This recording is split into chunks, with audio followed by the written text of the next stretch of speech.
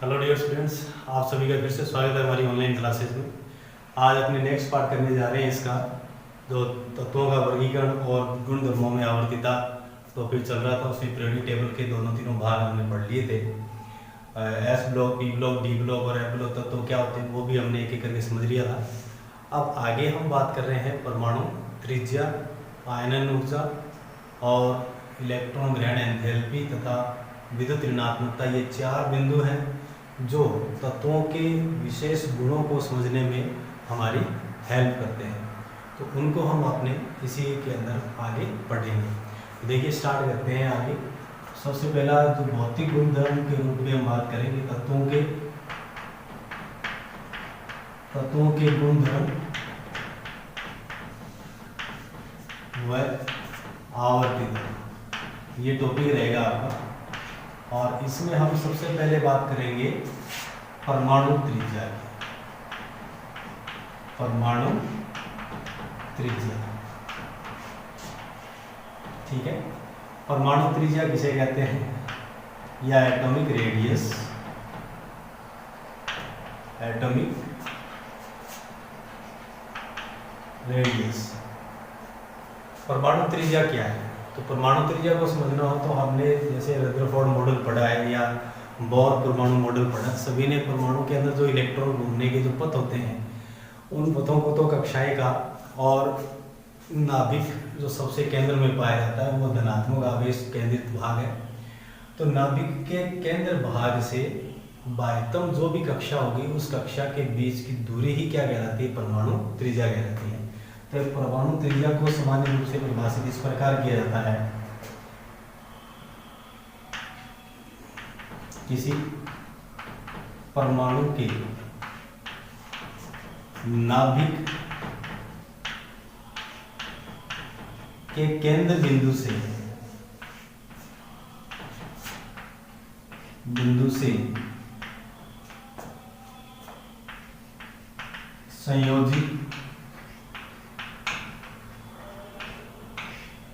संयोजी कोश या बाह्यतम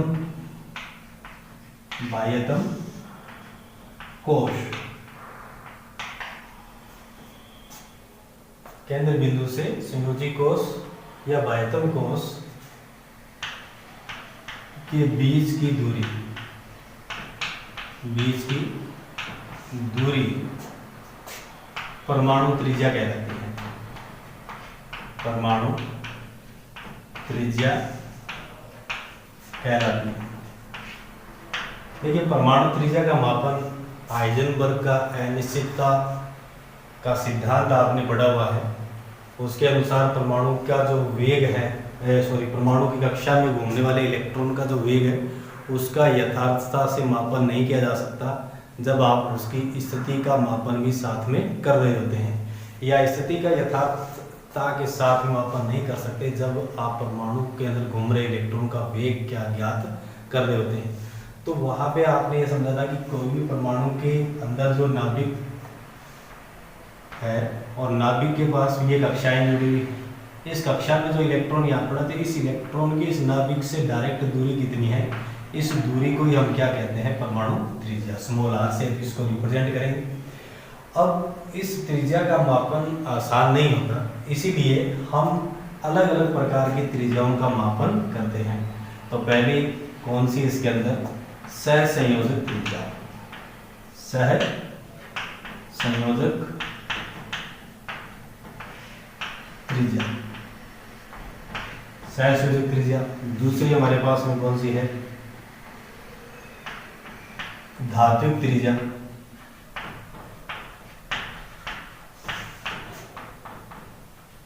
और तीसरी हमारे पास कौन सी है? वान डेर वाल त्रिज्या। वान डेर वाल त्रिज्या, ठीक है। तो इस प्रकार से हम तीन तरीके से परमाणु की त्रिज्या का मापन करते हैं। तो सबसे पहले हम बात करते हैं सहसंयोजक त्रिज्या की। तो सहसंयोजक त्रिज्या का क्या अभिप्राय है?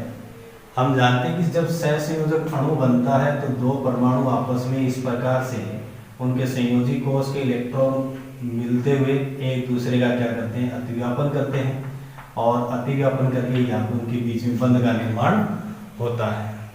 तो ये आपने समझा हुआ है। तो अब इन दोनों परमाणुओं के बीच, नाभिकों के बीच की दूरी जो होगी उसका आधा भाग क्या कहलाता है? सहसंयोजक त्रिज्या। जो ये हमारे पास में दो परमाणु जब सहसंयोजी बंध से बंधित होते हैं तो दोनों परमाणुओं के नाभिकों के बीच की दूरी का आधा भाग सहसंयोजी त्रिज्या कहलाता है। तो ये यहाँ से लेकर यहाँ तक का जो ये भाग हमें प्राप्त होगा इसे हम क्या कहेंगे? सहसंयोजक त्रिज्या।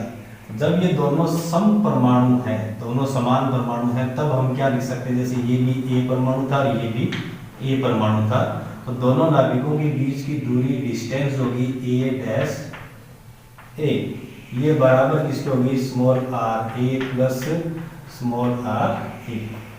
यानी मैं यहाँ से आर ए प्राप्त करना चाहूँ तो मेरे पास क्या हो जाएगा? D a bond A upon 2। इस फॉर्मूले से आप क्या कर सकते हैं? उस परमाणु की सहसंयोजक त्रिज्या ज्ञात कर सकते हैं। तो ये तो इस सहसंयोजक त्रिज्या के बारे में बात। तो सहसंयोजक त्रिज्या की परिभाषा क्या होगी? तो आप लिख सकते हैं एकल सहसंयोजी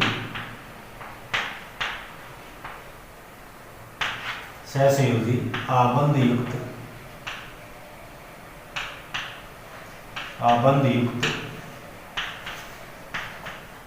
अणु में दोनों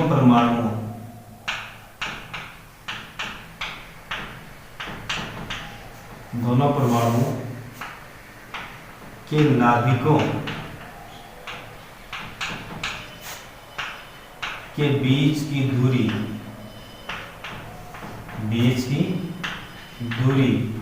का आधा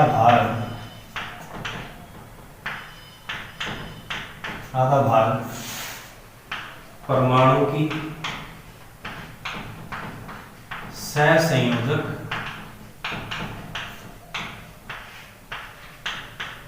त्रिज्या कहलाती है।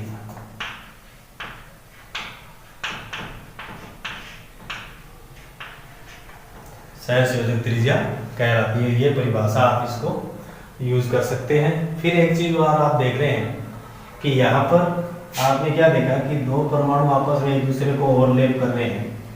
तो यहाँ पे ये दोनों के नाभिकों के बीच की दूरी यहाँ से लेकर यहाँ तक थी और उसका आधा भाग आपके सामने है, और ये से हमने क्या कहा है? परमाणु त्रिज्या। वो भी कौन सी? सहसंयोजक त्रिज्या। तो ये सहसंयोजक त्रिज्या हमेशा परमाणु की मूल परमाणु त्रिज्या से छोटी होती है। तो आप क्या लिख सकते हैं कि सहसंयोजक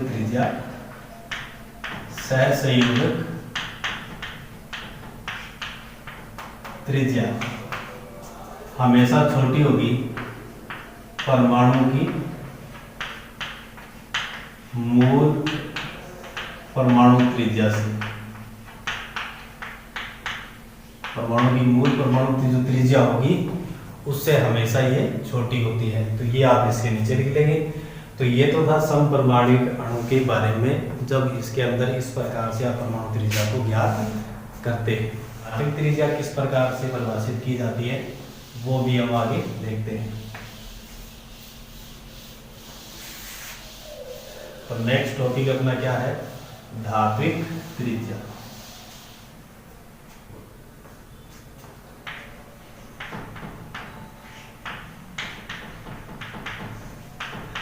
देखिए, धात्विक शब्द से पता चल रहा है कि ये धातु परमाणु की बात कर रहा है, और धातु परमाणुओं को हमेशा क्या माना गया?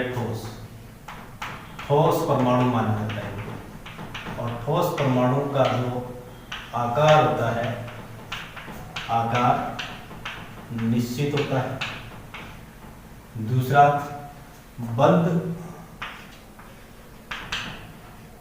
बनते समय अतिव्यापन नहीं होता। जैसा कि आपने किसमें समझा अभी? सहसंयोजक आबंध जो बन रहा था तो उसमें दो परमाणु आपस में एक दूसरे के साथ में क्या कर रहे थे? अतिव्यापन। लेकिन यहाँ पे धात्विक बंध बनता है तब कोई अतिव्यापन नहीं होता है। तो धात्विक बंध में सिर्फ हम इतना कहेंगे, किसी धातु में उपस्थित परमाणु, निकटतम परमाणु, धातु में उपस्थित धातु के निकटतम परमाणुओं के नाभिकों के बीच की दूरी, निकटतम परमाणुओं के नाभिकों के बीच की दूरी का आधा भाग क्या कहलाता है? धात्विक त्रिज्या, आर मेटल लिख सकते हैं इसको। तो क्या हो जाएगी परिभाषा? धातु में उपस्थित किन्हीं दो निकटतम स्थित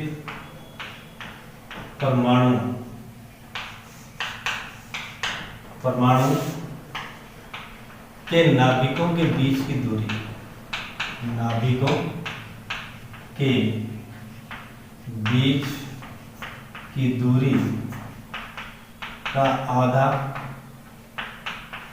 धात्विक त्रिज्या कहलाती है। धात्विक त्रिज्या कहलाती है। तो मेरे हिसाब से आपको समझ में आ रहा होगा कि यह परमाणु ठोस गोले के रूप में है और ये एक दूसरे पे अतिव्यापन नहीं करते, सिर्फ निकटतम स्थित है। और निकटतम दूरी पर स्थित है इसलिए इनके स्पर्श करने मात्र से दो परमाणु आपस में निकटतम दूरी पर स्थित हो जाते हैं। और नाभिकों के बीच की दूरी का आधा भाग क्या कहलाता है? परमाणु त्रिज्या, वो भी कौन सी? धात्विक परमाणु त्रिज्या। अब इसके बाद में एक चीज और, धात्विक त्रिज्या जो होती है, धात्विक त्रिज्या बराबर होती है धातु के मूल परमाणु, धातु की मूल परमाणु त्रिज्या, धातु की मूल परमाणु त्रिज्या की ये हमेशा क्या होगी? बराबर होगी। तो ये आपको अच्छे समझ में आ रहा होगा। अब उसके बाद में लास्ट कौन सा है इसके अंदर? वान डेर वाल त्रिज्या, वान डेर वाल त्रिज्या। ठीक है, वान डेर वाल त्रिज्या पहली बात ज्ञात किसकी करेंगे ये हमें पता होना चाहिए। ये या तो शुद्ध अणुओं की ज्ञात की जाती है, शुद्ध अणुओं की ज्ञात की जाती है, या शुद्ध उत्कृष्ट गैसों की परमाणुओं की त्रिज्या ज्ञात करने में उपयोग की जाती है।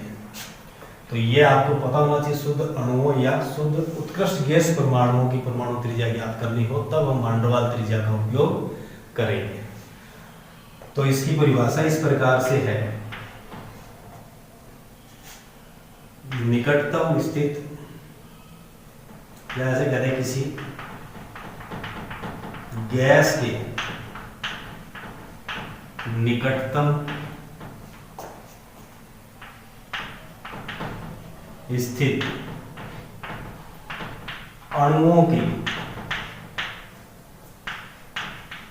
पड़ोसी परमाणु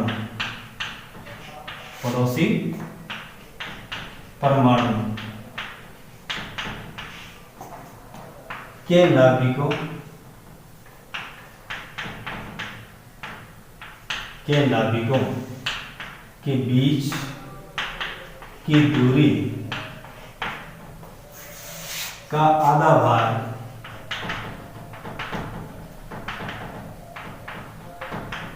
वान डेर वाल त्रिज्या कहलाती है। वान डेर वाल त्रिज्या कहलाती है। ठीक है, तो वान डेर वाल त्रिज्या का अभिप्राय क्या है? किसी गैस के निकटतम स्थित अणुओं के पड़ोसी परमाणुओं के नाभिकों के बीच की दूरी का आधा भाग क्या होगा? उसकी वान डेर वाल त्रिज्या होगी। किस प्रकार से? जैसे कि मैंने आपको पहले भी सहसंयोजी अणु बताए थे। जैसे मान लेते ये एक सहसंयोजी अणु है।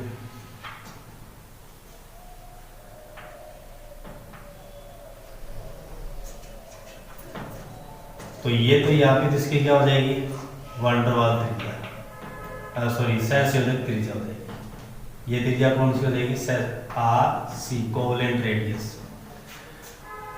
अब ऐसा ही एक अणु और इसके पड़ोस में स्थित हो, जैसे कि मान लेते हैं निकटतम दूसरा अणु यहाँ पे पड़ा है, सेम ही गैस है और उसका निकटतम स्थित दूसरा अणु इस प्रकार से यहाँ पे पड़ा है। इन अणुओं के नाभिक इस प्रकार से, यहाँ पे इनकी ये भी क्या होगी, वैन डर वाल रेडियस होगी आर सी, सॉरी कोवेलेंट रेडियस या सहसंयोजक त्रिज्या होगी।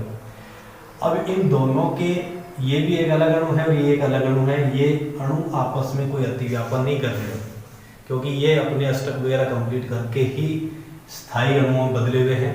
बस ये गैस के अणु निकटतम दूरी पर स्थित हैं। अब निकटतम दूरी पर स्थित है तो इनके पड़ोसी परमाणु कौन से हुए, एक तो ये और एक ये पड़ोसी परमाणु, और इनके नाभिकों के बीच की दूरी का सीधी जो दूरी अपने को प्राप्त हो रही है, इस दूरी का आधा भाग जो होगा उसे हम क्या कहेंगे, van der Waals radius, are we कहेंगे इसे। तो आपने क्या देखा कि ये वैन डर वाल रेडियस जो है वो परमाणु की मूल परमाणु त्रिज्या से बड़ी होगी, क्योंकि परमाणु तो यहाँ तक खत्म हो गया ये, लेकिन इसका केंद्र बिंदु हमें कहाँ मिल रहा है, परमाणु, दोनों परमाणुओं के पड़ोसी परमाणु के बीच में कहीं पे खाली जगह पड़ी है वहां। तो ये परमाणु त्रिज्या जो मिल रही है, ये परमाणु त्रिज्या में बड़ी प्राप्त हो रही है, जो परमाणु की मूल परमाणु त्रिज्या से बड़ी होती है। तो देखिए कोवेलेंट रेडियस या सहसंयोजक जो त्रिज्या थी वो परमाणु की मूल परमाणु त्रिज्या से छोटी थी। धात्विक त्रिज्या धातु परमाणु की मूल परमाणु त्रिज्या के बराबर थी, और वैन डर वाल त्रिज्या परमाणु की मूल परमाणु त्रिज्या से हमेशा बड़ी होती है। तो आप लिख सकते हैं परमाणु वैन डर वाल त्रिज्या, वैन डर वाल त्रिज्या हमेशा बड़ी होगी परमाणु की मूल त्रिज्या से, परमाणु की मूल त्रिज्या से हमेशा बड़ी होती है। तो इस प्रकार से आपके पास में 3 प्रकार की परमाणु त्रिज्याएं आ चुकी हैं, जिसके बारे में हमने बात की। पहली थी सहसंयोजक त्रिज्या, दूसरी थी धात्विक त्रिज्या और तीसरी थी वैन डर वाल त्रिज्या। और अब इन त्रिज्याओं में एक संबंध होता है, पूछा जाता है कि इन त्रिज्याओं को बढ़ते क्रम में लिखिए।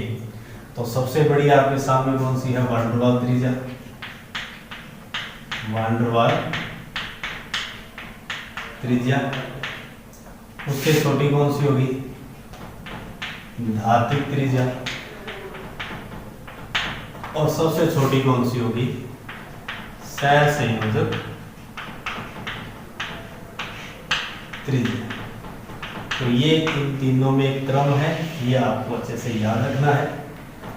ये तो बस सिर्फ परमाणु त्रिज्या के बारे में।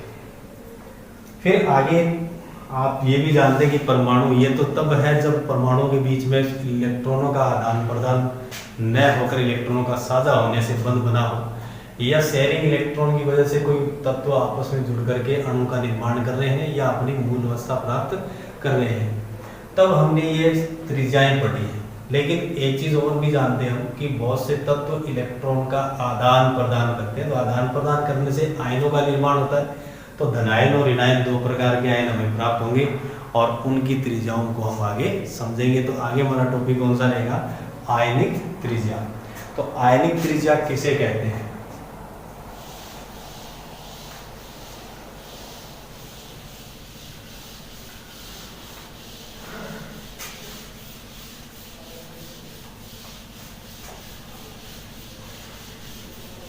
नेक्स्ट टॉपिक अपने कौन सा पढ़ेंगे, आयनिक त्रिज्या।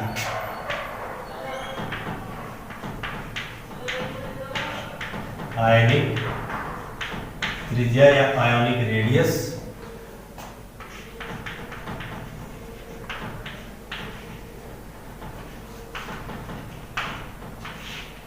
आयनिक रेडियस। आयनिक त्रिज्या से क्या अभिप्राय है कि जब किसी परमाणु से इलेक्ट्रॉन निकलता है या इलेक्ट्रॉन जुड़ता है, तब नाभिक व बाह्यतम कोश के बीच की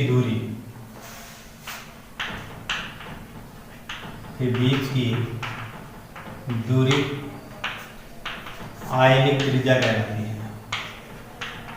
आयनिक त्रिज्या कहलाती है। ठीक है, तो ये आयनिक त्रिज्या क्या होगी कि कोई भी परमाणु हो सकता है इलेक्ट्रॉन त्याग दे या इलेक्ट्रॉन ग्रहण कर ले, तो दोनों ही केस में परमाणु का आकार बदलेगा और आकार बदलने के साथ उसके नाभिक और बाह्यतम कोश के बीच की जो दूरी होगी उसकी आयनिक त्रिज्या होगी। तो इलेक्ट्रॉन त्यागने और इलेक्ट्रॉन ग्रहण करने के आधार पर आयन दो प्रकार के बनते हैं। ठीक है, यानी पहला आयन कौन सा होगा? धनायन। धनायन क्या होगा? जब परमाणु इलेक्ट्रॉन त्यागता है, इलेक्ट्रॉन त्यागता है तो क्या बनता है? धनायन। और फिर धनायन की त्रिज्या क्या हो जाएगी? तो हम सीधा लिखेंगे धनायन के नाभिक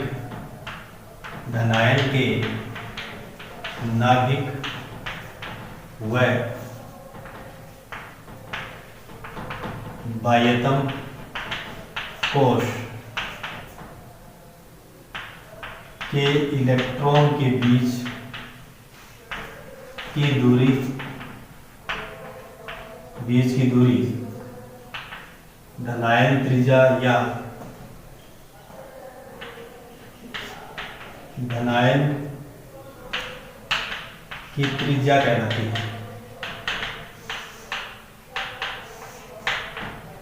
धनायन की त्रिज्या कहलाती है। तो ये धनायन की त्रिज्या आपको समझ में आ गई होगी कि धनायन कब बना? जब किसी परमाणु ने इलेक्ट्रॉन त्याग दिए। जैसे मान लेते हैं यहाँ पे मेरे पास था सोडियम, और सोडियम के पास में इलेक्ट्रॉन 2, 8 और 1, यानी एक K कोश है, ये L और ये कौन सा M कोश था। अब इसने इलेक्ट्रॉन त्याग दिया तो ये बन गया Na+, और प्लस में क्या एक इलेक्ट्रॉन निकल गया। तब इलेक्ट्रॉनों की संख्या को यहाँ व्यक्त करना चाहें तो ये 2 और 8 बच गए, K और L सेल बच गया है। M सेल का जो इलेक्ट्रॉन था वो बाहर निकल चुका है, यानी M सेल क्या हो गया? कैंसिल हो गया। तो यहाँ पे मैं यदि इसका साइज बनाना चाहूँ तो यहाँ पे इस प्रकार से दिखा दूँ, ये पहला कोश, ये दूसरा कोश और ये तीसरा कोश। ये K था, ये L था और ये M। इसमें 2 इलेक्ट्रॉन थे, इसमें 8 इलेक्ट्रॉन थे,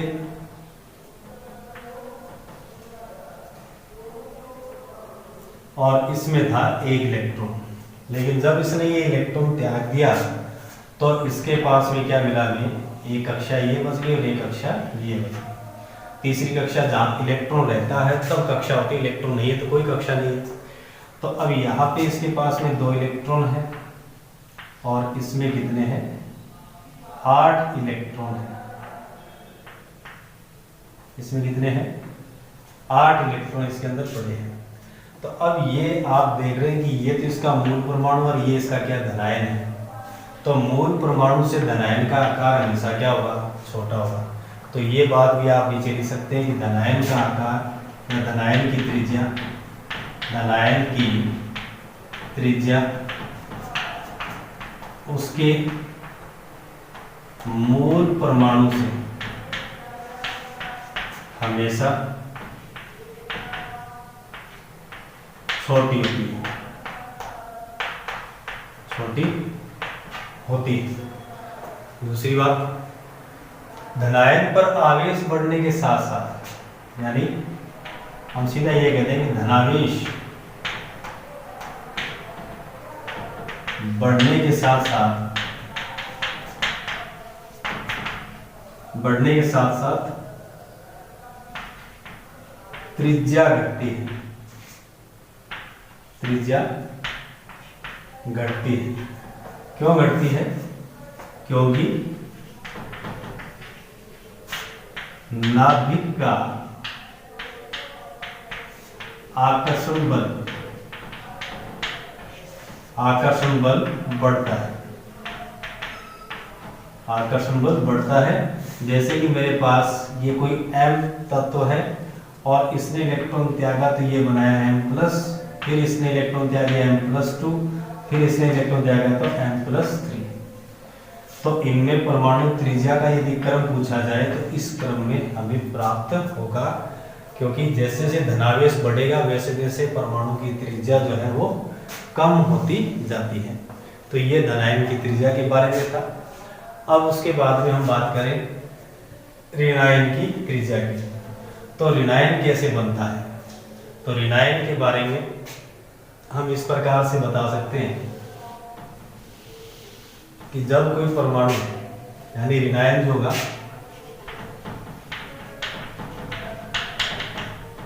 इलेक्ट्रॉन ग्रहण करता है,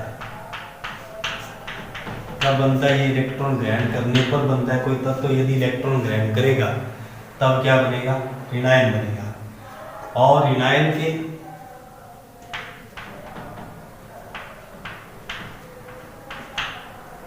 नाभिक व बाह्यतम कोश के बीच की दूरी ऋणायन की त्रिज्या कहलाती है,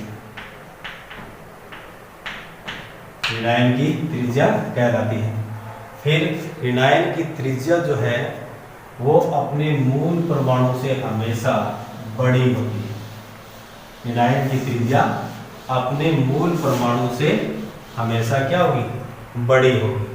तो ये भी हम लिख सकते हैं कि ऋणायन की त्रिज्या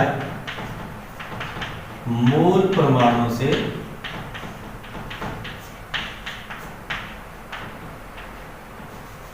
बड़ी होती है, मूल परमाणु से क्या होगी? बड़ी होगी। और फिर ऋणावेश बढ़ने के साथ साथ, ऋणावेश बढ़ने के साथ साथ परमाणु त्रिज्या बढ़ती है। ठीक है, परमाणु त्रिज्या बढ़ती है। जैसे कि मान लेते हैं कोई x तत्व था, इस पे -1 चाहता है, ये मूल परमाणु है, जैसे मानते हैं x था, इसने 1 इलेक्ट्रॉन लिया तो -1 आ गया, इसने 2 इलेक्ट्रॉन ले लिए तो -2, इसने 3 इलेक्ट्रॉन ग्रहण कर लिए तो -3 आ गया। तो अब यहाँ पे इनकी त्रिज्या लगातार क्या होती जाएगी? बढ़ती जाएगी। और इसका कारण क्या है? इलेक्ट्रॉन के बीच प्रतिकर्षण बढ़ने के कारण बाह्यतम कोश का फैलाव होना ही क्या कहलाता है? परमाणु त्रिज्या का बढ़ना। तो इस प्रकार से धनावेश और ऋणावेश, धनायन और ऋणायन की परमाणु त्रिज्याओं के बारे में देखा। अब अगली क्लास में अपने समझेंगे कि पीरियोडिक टेबल में या आवर्त सारणी के अंदर ये परमाणु त्रिज्याएं किस प्रकार से बदलती हैं और इनको प्रभावित करने वाले कारक कौन कौन से होते हैं, उनको आगे वाली क्लास में समझेंगे। तो आज की क्लास में इतना ही, नेक्स्ट क्लास में मिलते हैं, तब तक के लिए थैंक यू।